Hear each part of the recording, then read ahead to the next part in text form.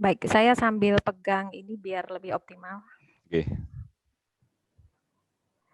Selamat siang Bapak, Ibu, dan para mahasiswa yang saya banggakan. Di sini rasanya sepertinya ada beberapa dosen dari teknik yang mengawal Pak Sahrul ini sepertinya dari teman di elektro ya.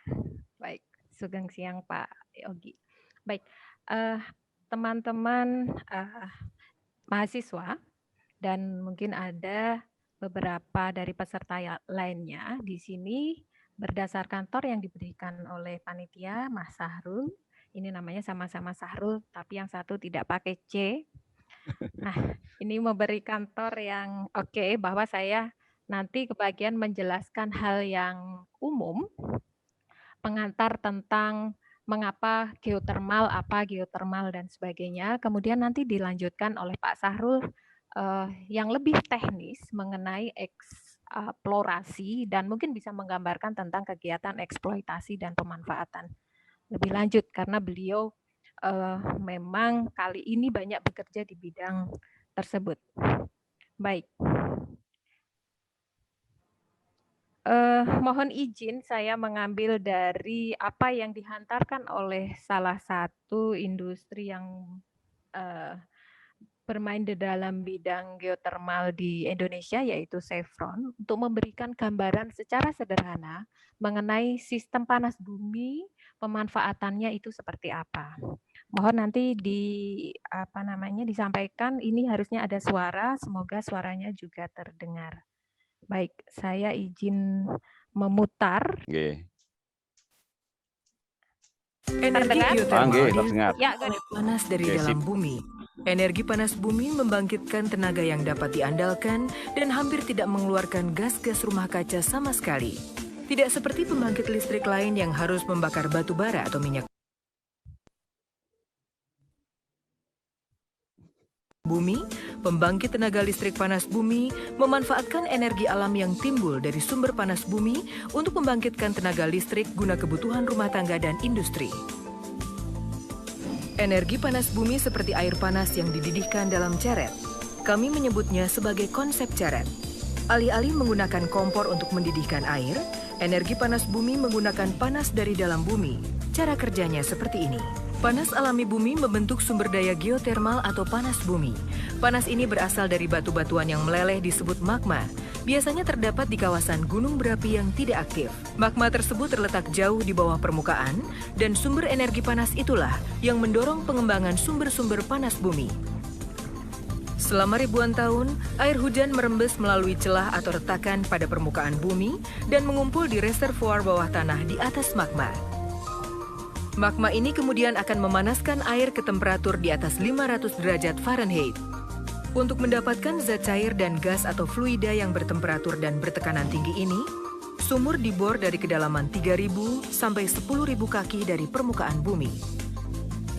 Sumur-sumur produksi tersebut kemudian membawa zat cair panas bumi ke permukaan dan dapat digunakan untuk membangkitkan tenaga listrik. Karena tekanan tinggi dalam reservoir panas bumi, zat cair tersebut akan secara alamiah mengalir ke atas dan melalui fasilitas pengolahan di permukaan.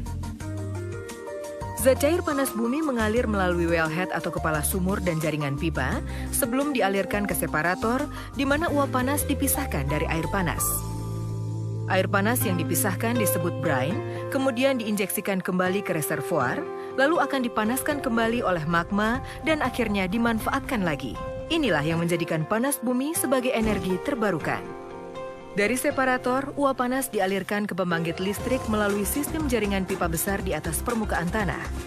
Diameter dari jaringan pipa uap panas ini bisa mencapai 4 kaki.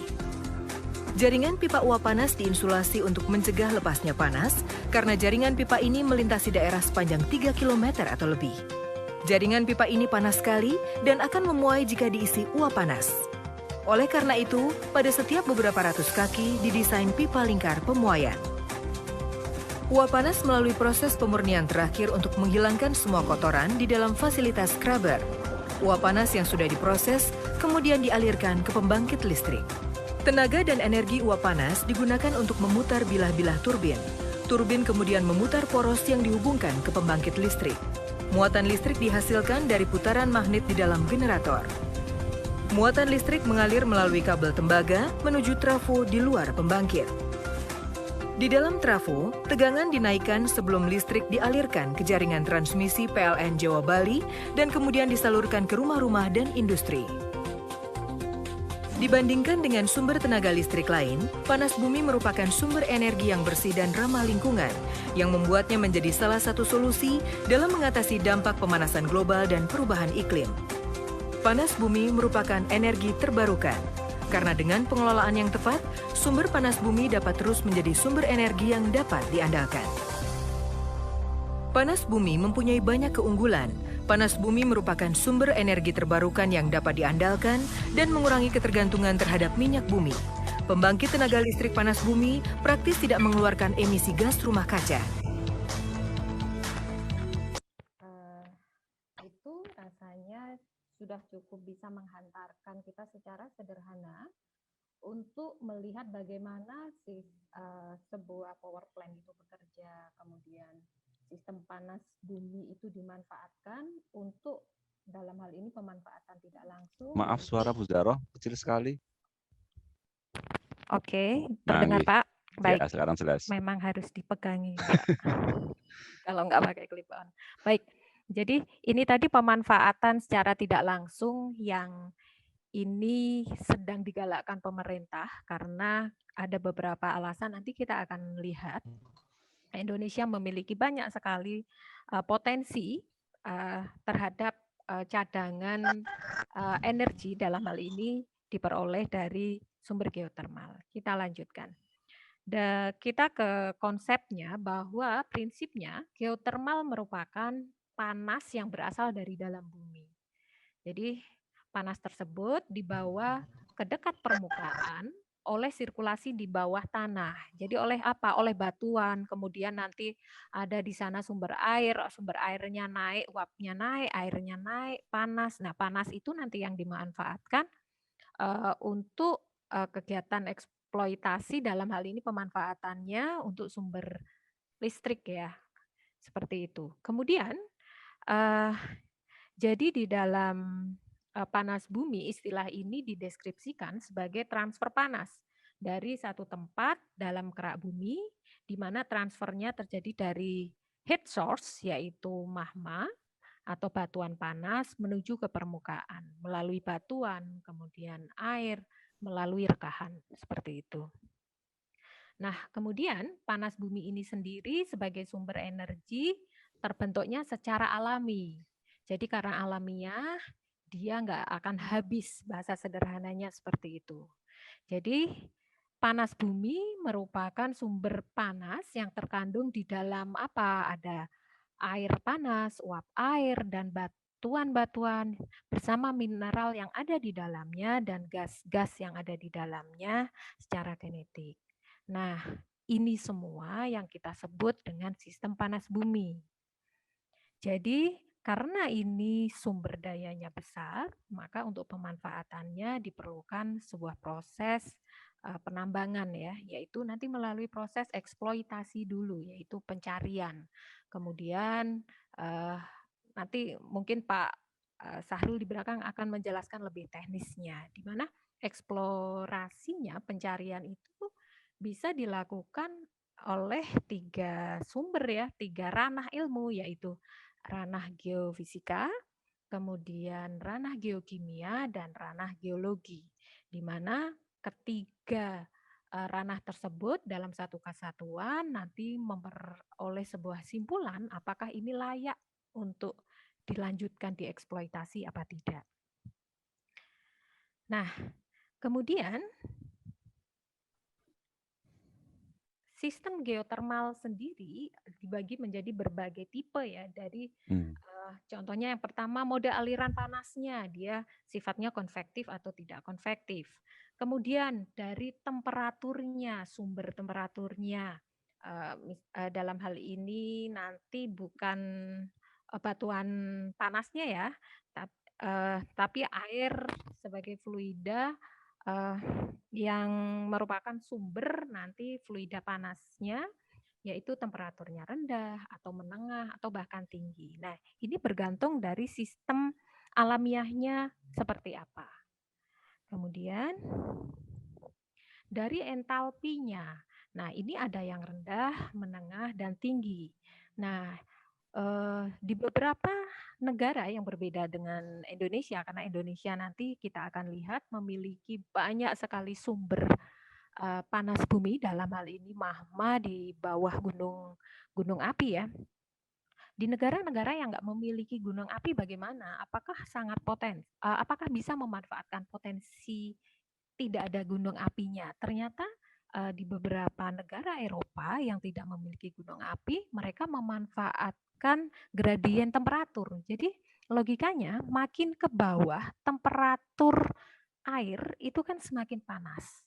Nah, itu dimanfaatkan untuk dimanfaatkan untuk hajat hidup. Dalam hal ini disebut dengan sistem geothermal dengan entalpi rendah. Jadi temperaturnya mungkin sekitar 100-an, di bawah 150 ya. Itu telah dimanfaatkan untuk misalkan untuk penghangat ruangan. Dan ini telah dimanfaatkan oleh negara-negara di Eropa. Nah, kemudian dari tipe fluidanya yang berada di dalam batuan di atas magma tadi, itu ada yang berwujudnya uap saja, kemudian dominasi uap. Artinya kalau dominasi uap dia ada penyerta lainnya ya. Kemudian yang dua fasa, seperti itu.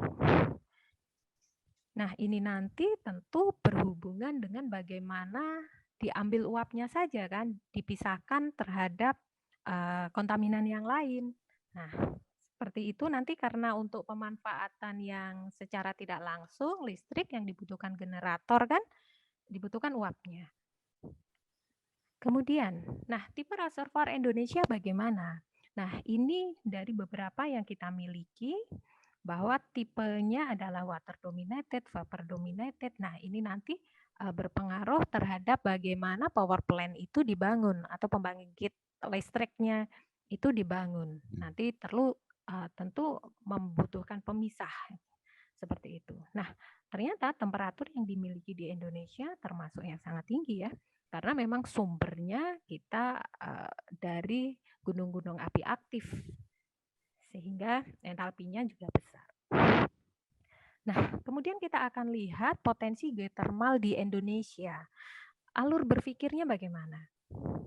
Nah, kita tahu bahwa di Indonesia ini di satu sisi kita memang sering dilanda gempa. Jadi kalau anak kecil dikenalkan gempa dia pasti takut, ingin pindah dan sebagainya. Namun di satu sisi lain kita memiliki sumber di mana ketika kita lihat zona subduksi itu akan menghasilkan sebuah bentang alam, yaitu munculnya gunung-gunung api aktif. Nah, ini salah satu cross section yang bisa kita lihat, cross section animasi cross section ini di Sumatera, bahwa zona subduksi ini akan menghasilkan deretan gunung api aktif di sini. Oke, saya coba. Oke, gunung api aktif di sini, di sepanjang Sumatera. Demikian pula, demikian pula itu di Jawa.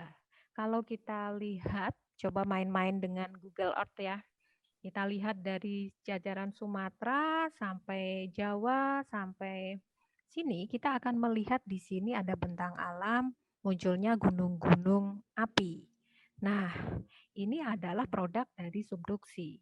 Jadi arah subduksi tadi kalau kita lihat anak panahnya itu arahnya ke sana. Sehingga penunjaman tadi yang seperti di Sumatera menghasilkan produk seperti ini. Nah, tentu satu sisi ini, subduksi ini akan menghasilkan banyak sekali gempa. Kemudian sisi lain di sini menghasilkan produk gunung api, di mana nanti efeknya, nah kita berada di dalam zona yang kita sebut dengan ring of fire ya. Nah ini anugerah dari Tuhan yang diberikan kepada negara kita memiliki rentetan gunung api yang mana ini memiliki potensi di bawahnya merupakan sumber panas yang bisa dimanfaatkan nanti untuk pembangkit listrik tenaga geotermal. Jadi kita memiliki potensi panas bumi karena kita memiliki banyak sumber panas. Nah, seperti itu logika sederhananya. Nah, kemudian mengapa geotermal? Kok nggak lain? Selama ini kita selalu menyandingkan geotermal dengan fosil. Oh, kita sebetulnya banyak metodenya saja yang belum dioptimasi untuk eksploitasi misalkan sumber minyak. Ya, memang satu sisi untuk optimasi sumber minyak kita memang mencoba dengan metode-metode baru untuk mengeksploitasi minyak-minyak yang tidak di reservoir sedimen ya, di reservoir yang bentuk lain. Itu metodenya dikembangkan. Itu hanya untuk optimasi. Namun kita punya kerangka berpikir lain. Mari kita lihat. Oke, dari kebutuhan energi primer dunia, memang minyak itu jagonya lah yang banyak digunakan nanti dan yang akan diestimasi. Nah, namun satu sisi kita memiliki potensi lain. Dalam hal ini kita lihat yang bawah ya. Kita lihat yang bawah bahwa energi terbarukan selain nuklir, bioenergi, hidroba, ini pemanfaatannya masih sangat kecil. Kita taruhlah kita berada di domain tahun 2020. Nah, kemudian sedangkan kebutuhan energi kita lihat dari tahun kita pakai business as usual ya. Kita lihat di sini 2025 kebutuhan minyak kita seperti ini. Dan di mana nanti itu kontradiktif karena cadangan kita hanya bisa digunakan kalaupun itu dipakai secara biasa, maka tentu kita nggak akan cukup untuk sampai anak cucu kita berapa generasi seperti itu.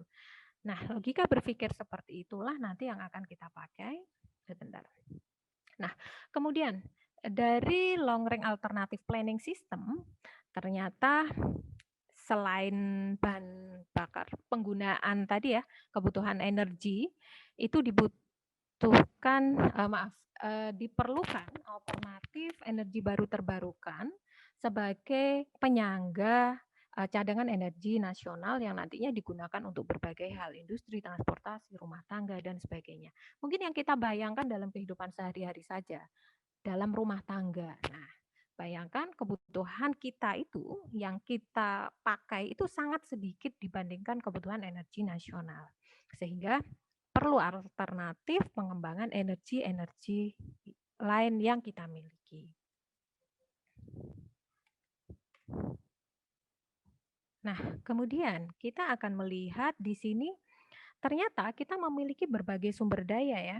Sumber daya yang kita miliki dari tenaga air, panas bumi, kalau yang kita bicarakan saat ini, bioenergi, surya, angin dan hibrid, energi laut, shale gas, tadi yang saya maksud untuk eksploitasi selain batuan sedimen, tadi adalah minyak hidrokarbon tidak melulu minyak ya, minyak dan gas bumi yang ada di shale gas. Jadi memang shale gas yang bawah ini memiliki potensi sendiri dan ini perlu pemikiran bagaimana untuk mengeksploitasinya.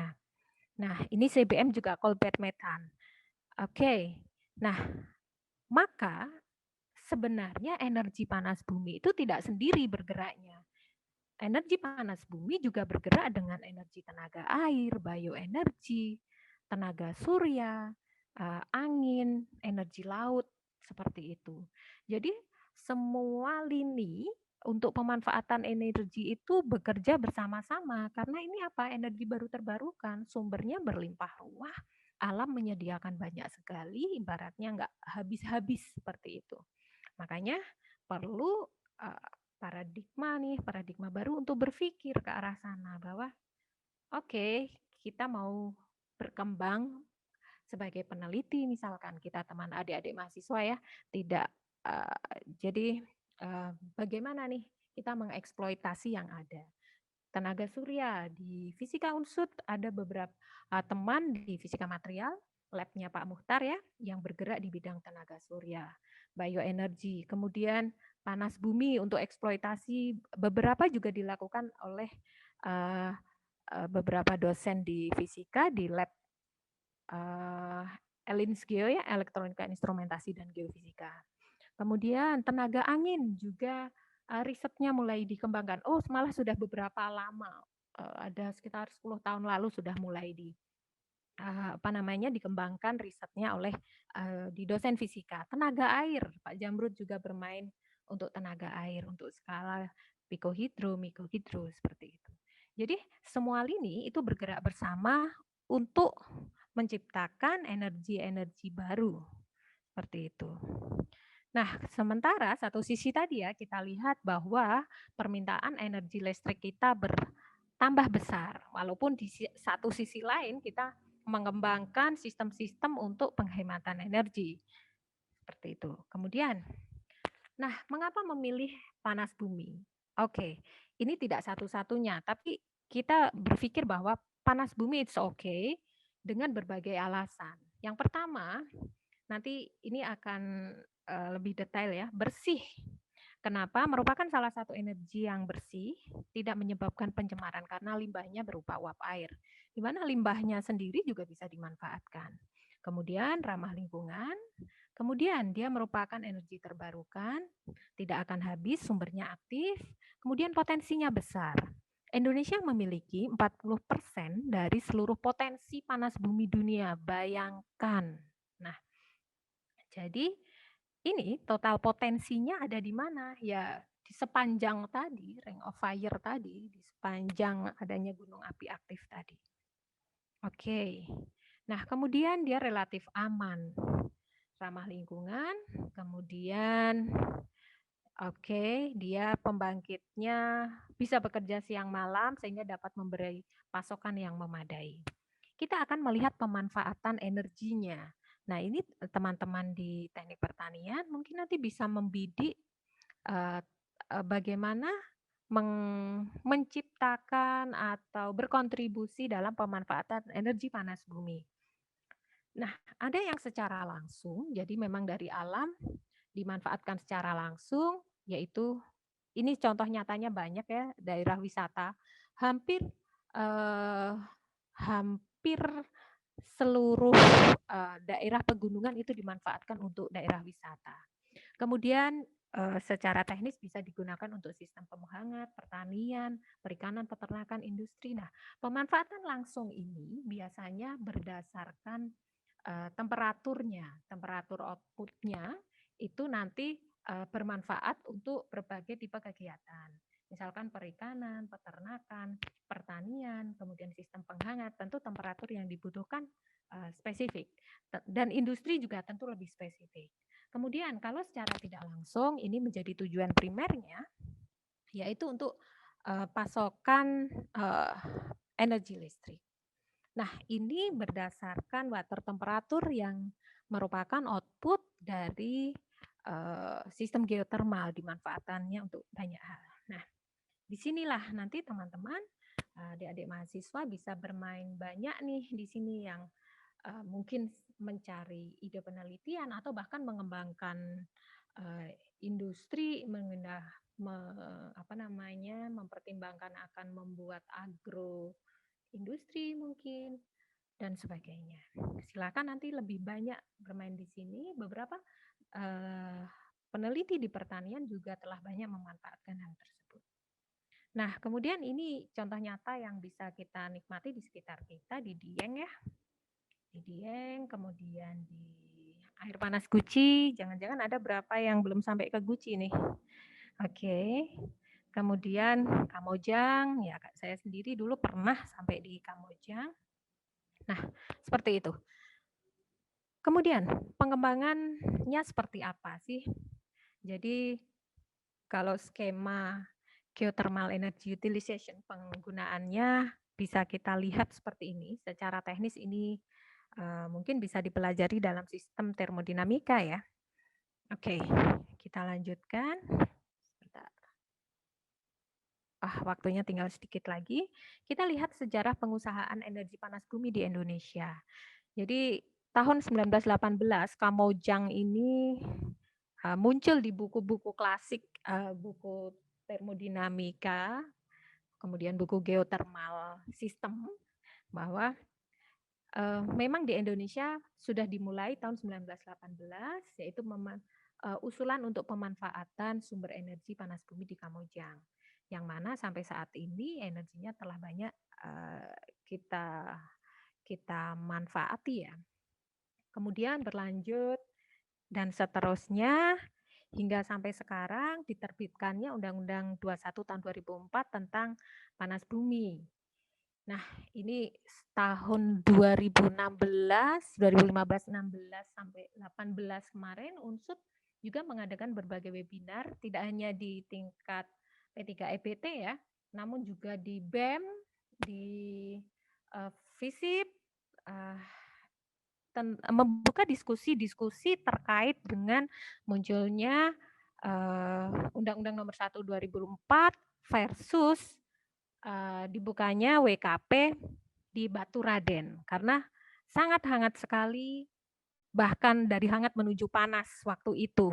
Mungkin nanti Pak Kota bisa bercerita flashback bagaimana masyarakat demo, bagaimana masyarakat dari daerah Bumi Ayu dan sebagainya datang ke UNSUD untuk meminta meminta pertimbangan. Munculnya grup-grup Facebook yang luar biasa. Kalau jejak digitalnya masih ada, kalian bisa ikut menikmati panasnya waktu tersebut. Nah, kemudian sampai saat ini lebih dari ini ya, karena Presiden 2020 juga telah meresmikan beberapa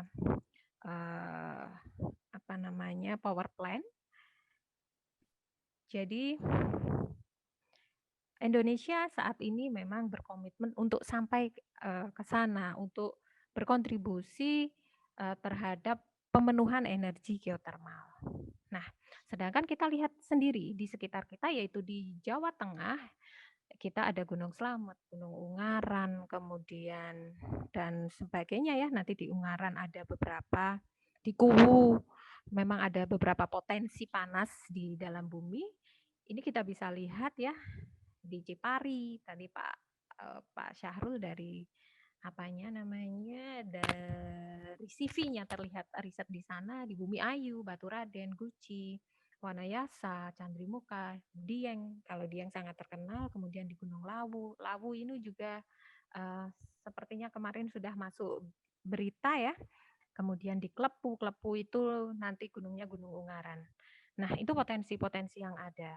Nah, kita bicara wilayah kerja pertambangan Baturaden yang mulai hangat tahun 2017, 2016, 17 dulu ya.